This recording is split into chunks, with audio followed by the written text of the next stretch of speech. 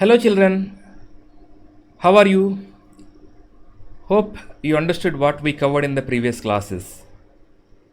We have seen how the East India Company became very powerful in Bengal, especially after the Battle of Plassey.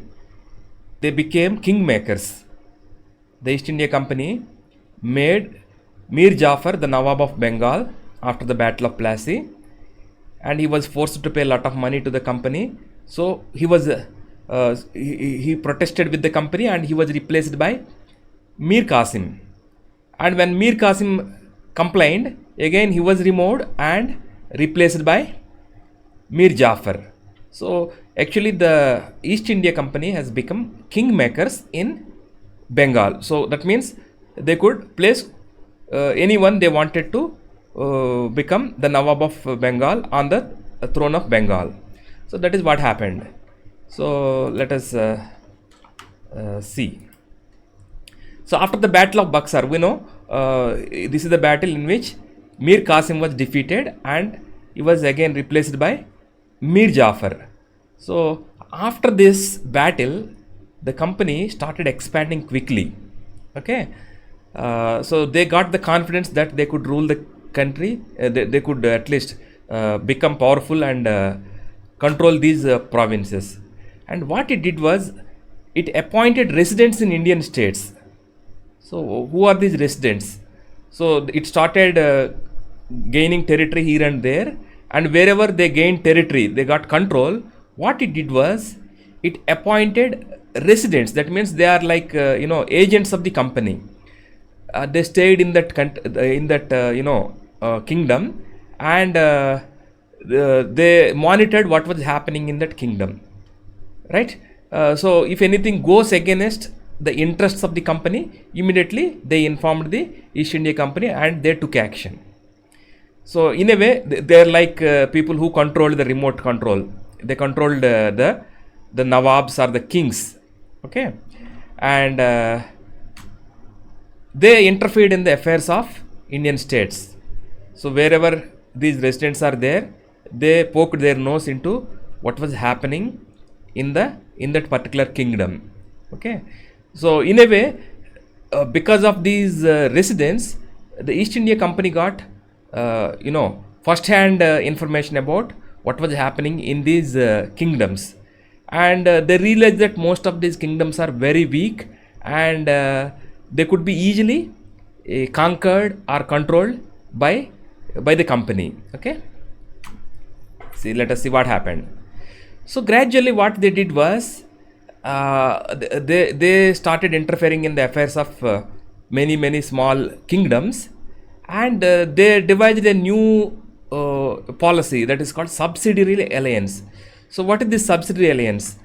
Under this alliance, what they did was they assured the kingdoms that they would provide protection to them. So they said, okay, yours is a small kingdom, you don't have to worry about your protection, we provide that protection, and in return you pay us some money. So what they did was they offered, you can say, a kind of military service to these kingdoms. Okay, and the terms are interesting. So if anybody enters into subsidiary alliance, they cannot maintain their own army. So whatever protection they need, that was provided by the East India Company itself, and those kings are not allowed to maintain independent armies. So you can see the problem here. What happens to these kingdoms? In fact, they come under the protection of the company, and yes, the company provides protection from outsiders, but who will protect these people from the company? So that's the big question.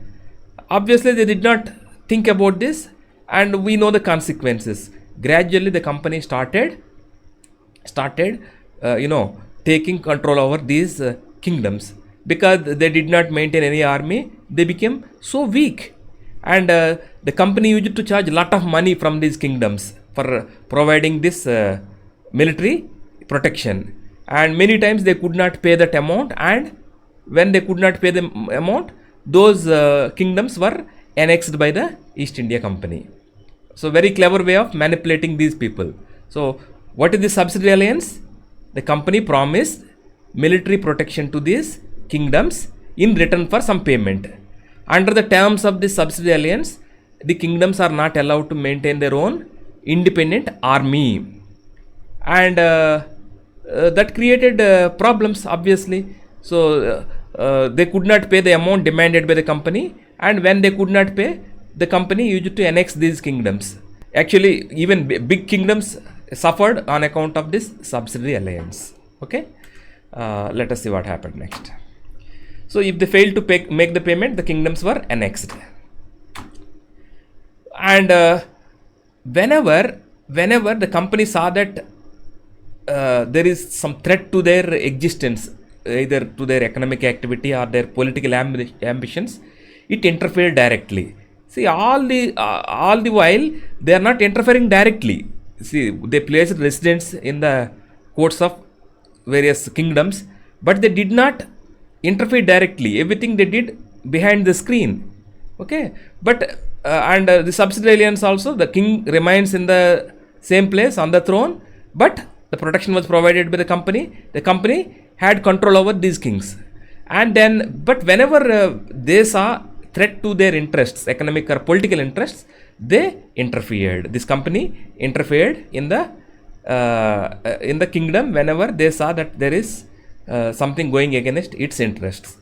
See, let us look at some instances, or let us see how the East India Company manipulated or managed to get more territories. So let us focus on Mysore. Mysore was a powerful state in South India. So many of you are familiar with present day Mysore. This Mysore state is actually the area surrounding this Mysore and some other territories. Okay, it is like mostly Karnataka and parts of Andhra and even maybe Tamil Nadu. Okay, so that Mysore state was ruled by Hyder Ali, and after his death, it was ruled by his son Tippu Sultan. So what happened was, Mysore controlled trade on the Malabar coast. As I told you, it included parts of Karnataka and even parts of maybe Kerala and Tamil Nadu. So it controlled the trade on Malabar coast, and the East India Company used to trade spices, then cardamom, pepper, and all these things. And Mysore controlled this important trade. And Tippu Sultan actually stopped all the export of sandalwood, pepper, cardamom through the ports of his kingdom. He was against the British. Actually, he saw that these company people are very dangerous, and he wanted to stop them getting any gain politically or economically. So what he did was, he stopped all the trade that was taking place through the ports in his kingdom. He did not allow any trade to take place with East India Company. He even discouraged local traders also. So this is a picture of Tippu Sultan. Okay, so he did not allow local merchants to trade with the company. He saw the company as an enemy. Okay, and interestingly, he made friends with the French people. So he actually cooperated with the French people, took their help to modernize his military. He even established some factories to manufacture guns and other military equipment. Okay, so he saw friends in the French and enemies in the British. And naturally, the East India Company, the British people were furious. That means they were angry that Tippu Sultan was not allowing them to trade with the merchants in his kingdom. He was not allowing his ports to be used for trade, and he made friends with the French. French and British were enemies in Europe.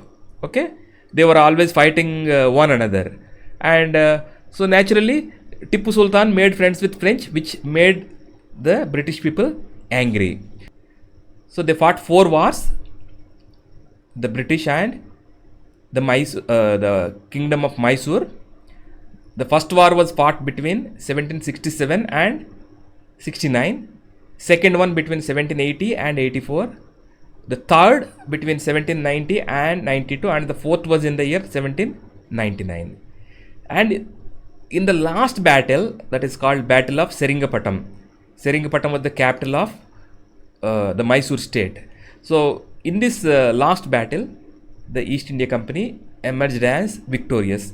So he was killed, Tipu Sultan was killed in the last battle, and Mysore was placed under the rule of Wadiyars. Look at this, in many cases the British were not ruling directly, they were placing a puppet king on the throne. So now why they are doing this? One thing is that people should not get the impression that some foreigner is ruling their country. Still, India was new to the Britishers. They did not understand the people still. So what they did was they thought that it is safe to have Indian rulers on the throne. But all the major decisions were taken by the British, especially the residents interfered in the affairs of the kingdom, and they made sure that everything that was decided by the king was in their favor only.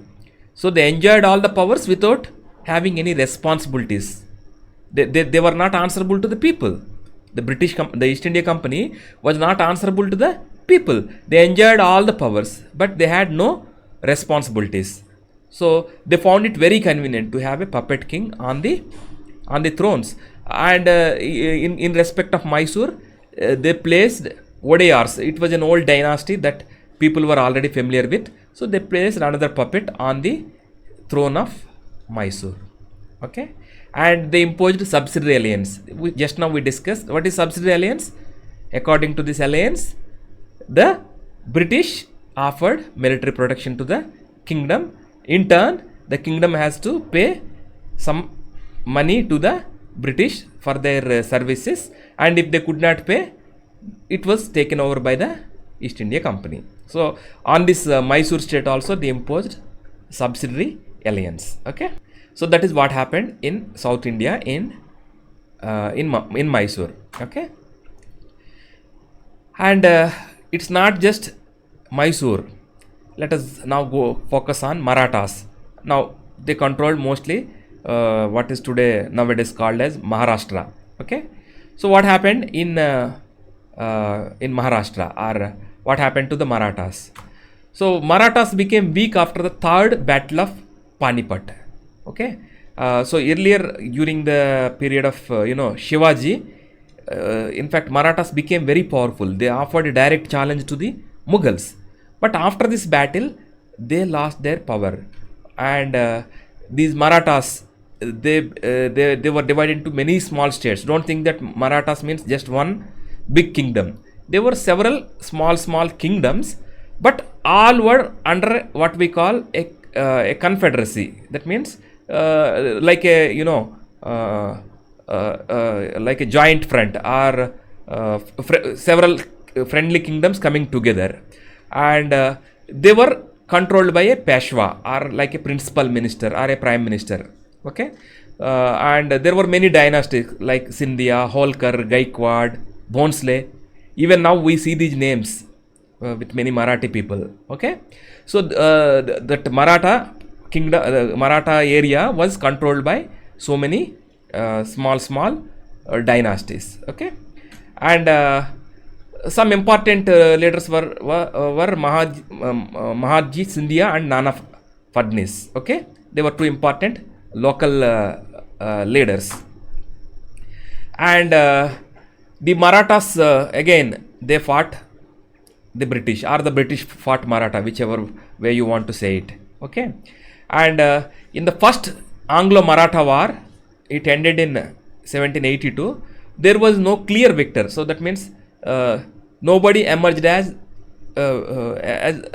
nobody emerged victorious clearly.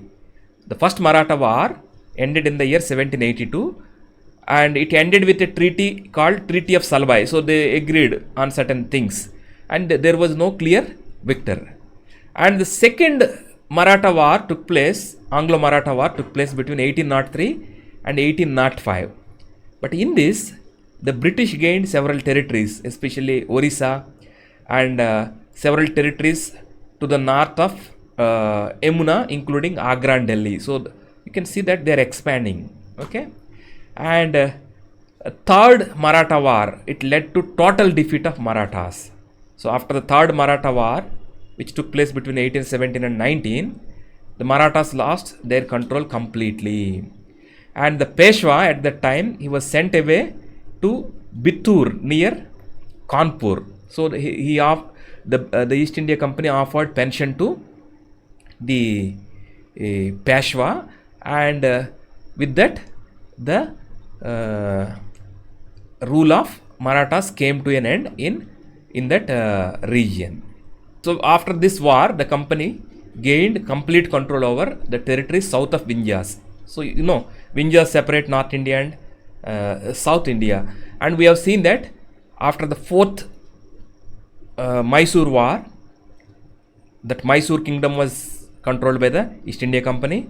After the third Anglo-Maratha war, even this area, most of these areas, territories, including Orissa, came under the control of East India Company. See how the company is gradually expanding. First, it began its conquest in Bengal. Then we talked about Mysore. Now about what happened in Maharashtra. We'll see what happened next in the next video. Okay, thank you.